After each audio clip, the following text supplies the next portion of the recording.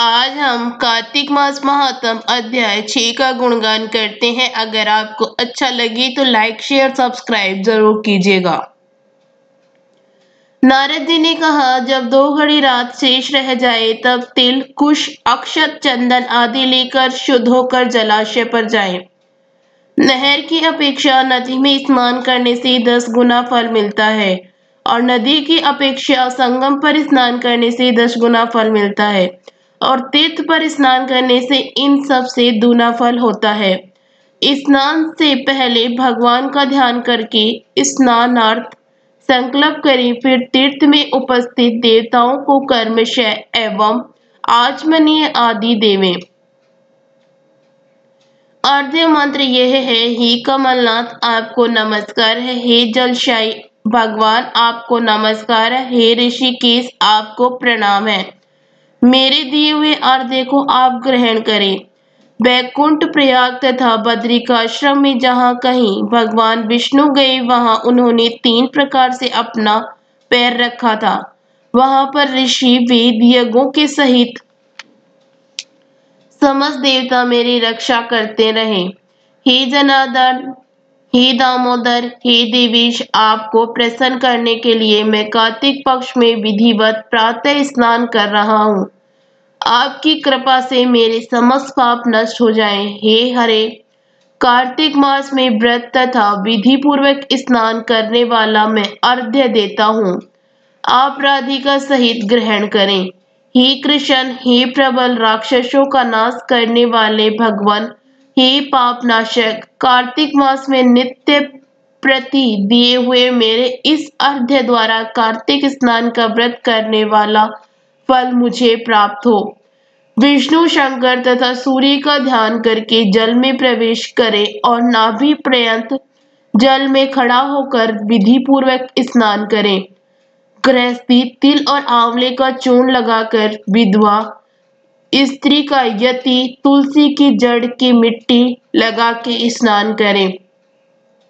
सप्तमी, अमावस्या, नवमी, त्रयोदशी, द्वितीया, दशमी आदि तिथियों को आंवला तथा तिल से स्नान नहीं करना चाहिए। स्नान करते हुए निम्न शब्द कहें, जिस भक्ति भाव से भगवान ने देवताओं के कार्य के लिए 3 प्रकार का रूप धारण किया था, वही पापनाशक भगवान विष्णु अपनी कृपा से मुझे पवित्र बनाए।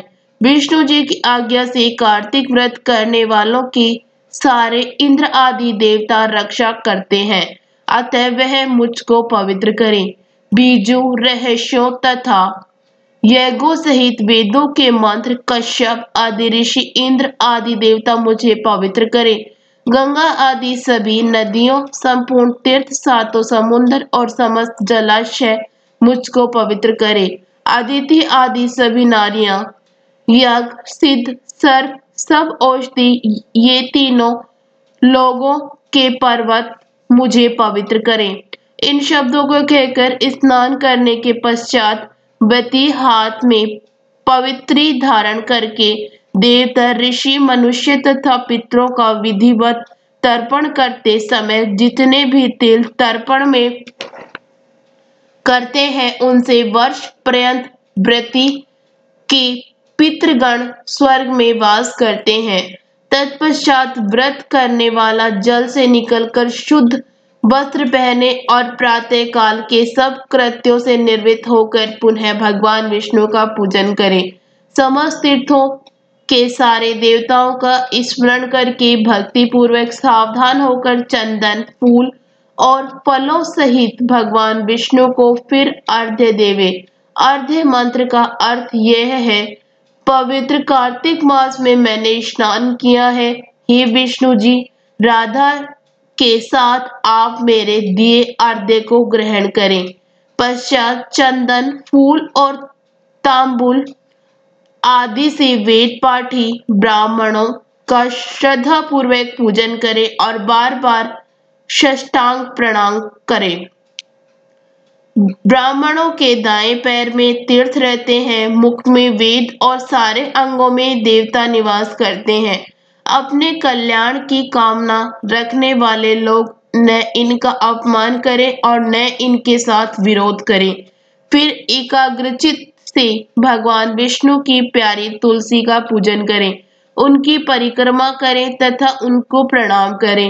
हे देवी, हे तुलसी, देवताओं ने ही प्राचीन काल से तुम्हारा निर्माण किया है और ऋषियों ने तुम्हारा पूजन किया है। हे विष्णु की प्यारी तुलसी, आपको प्रणाम है। आप मेरे सब पापों का नाश करो।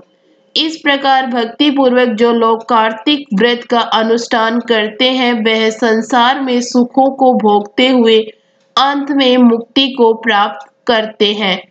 सारे रोगों का नाश करने वाले, पापों को नष्ट करने वाला, मनुष्य को श्रेष्ठ बुद्धि देने वाला, धन आदि का साधन, मुक्ति और कोई उत्तम व्रत संसार में नहीं है। इसके साथ ही छठा अध्याय समाप्त हुआ।